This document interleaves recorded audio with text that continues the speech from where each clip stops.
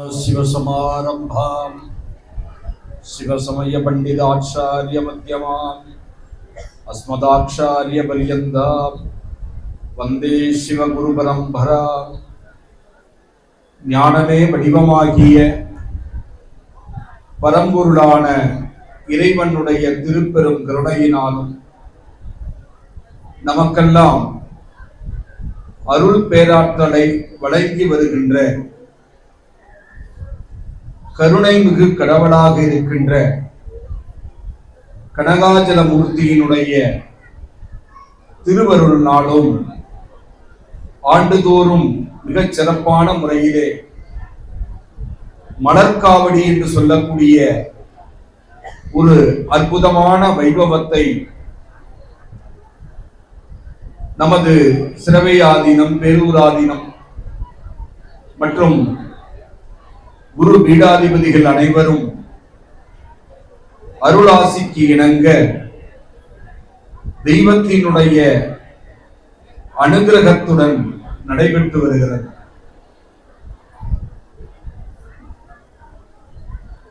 இந்த வழிபாடு என்பது என்ன, ஏன் நாம் செய்ய வேண்டும்,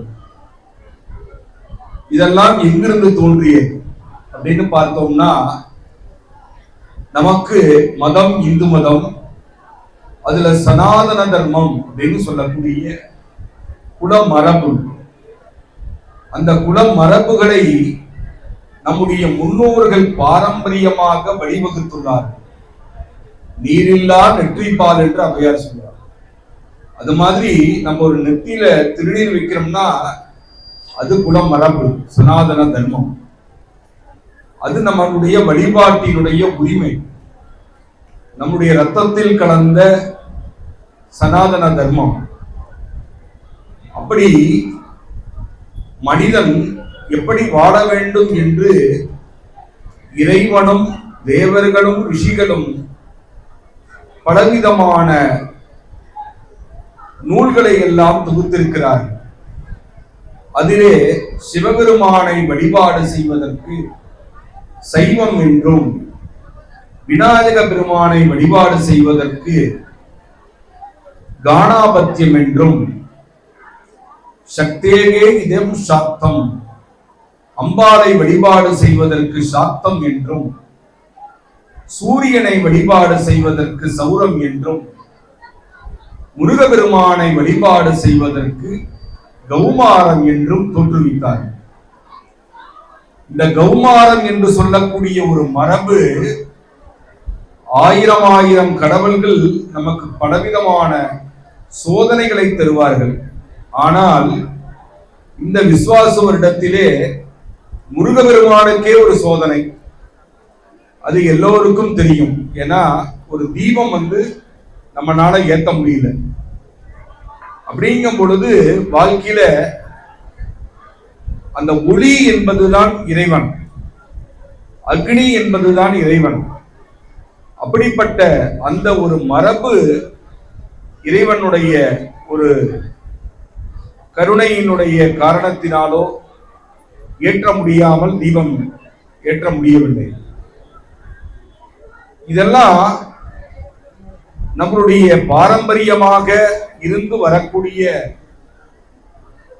முன்னோர்கள், குருமார்கள், மடாதிபதிகள், இவர்களெல்லாம் நமது சமய மரபுகளை வழிநடத்துகிறார்கள். அந்த சமய மரபு அப்படிங்கிறது தான் ரொம்ப முக்கியம்.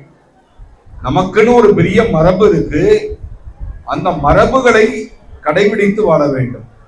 இறைவனிடத்துல வரோம் அப்படின்னா வெறுமையோட வரக்கூடாது, ஒரு பச்சனையாவது கொண்டு வரணும்னு சொல்லுவாங்க. அந்த மாதிரி இதெல்லாம் மரபுகள்.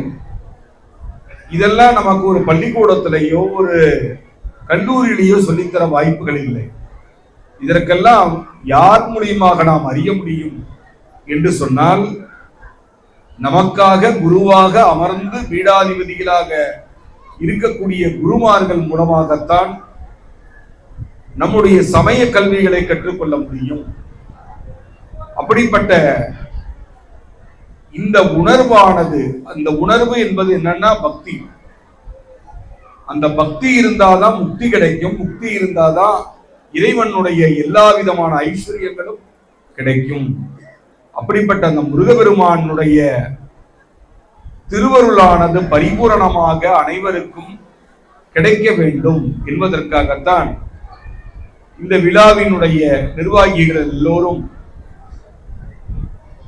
மிகச் சிறப்பான முறையிலே உங்களை எல்லாம் ஒருங்கிணைத்து இந்த முருகபெருமானுடைய அருள் பேராற்றல் அனைவரும் பெற்று வாழ வேண்டும் என்பதற்காகத்தான் ஒவ்வொரு ஆலயங்களிலும் திருவிழாக்கள், உற்சவங்கள், கும்பாபிஷேகங்கள், யாகங்கள் இப்படி எல்லாம் வைத்திருக்கிறார்கள்.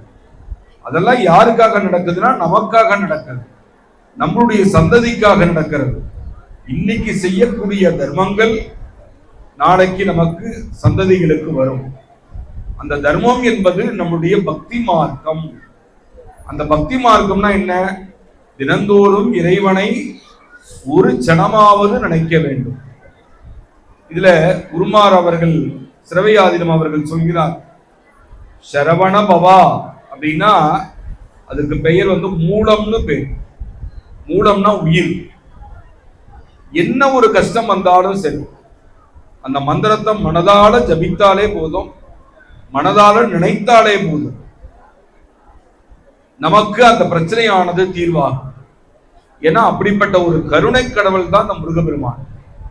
முருகபெருமான் எவ்வளவு சோதனைகளை கொடுத்தாலும் நம் மக்களை கைவிட மாட்டார் அப்படிங்கிறது தான் நம்முடைய தாற்பயம். அப்படிப்பட்ட அந்த முருகபெருமானை வழிபாடு செய்வதற்காக தோற்றுவிக்கப்பட்ட மரபுகளை எல்லாம் குருமார்களின் மூலமாகவும் இறைவனுடைய மூலமாகவும் அருள் பேராற்றலை பெற்று இங்கு வருகை தந்திருக்கக்கூடிய அனைத்து பக்த கோடிகளும் மற்றும் லோகத்தில் வாழக்கூடிய அனைத்து ஜீவராசிகளும் நலமோடு வாழ வேண்டும் என்று கனகாஜலமூர்த்தியை பிரார்த்தனை செய்து கொண்டு உரையை நிறைவு செய்கிறோம். ஆசீர்வாதம். அறுவகை சமயங்களுடைய வழிபாடு சிவேரி ஆதினம் 75வது குருமேடாதிபதி அவர்களுக்கு